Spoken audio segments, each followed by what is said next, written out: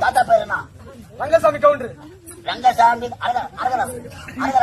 முதல்ல சொல்லல இது அரகரா ரங்கசாமி கவுண்டர் ஆகியே அரகரா அரகரா அரகரா அரகரா ரங்கசாமி அரகரா அரகரா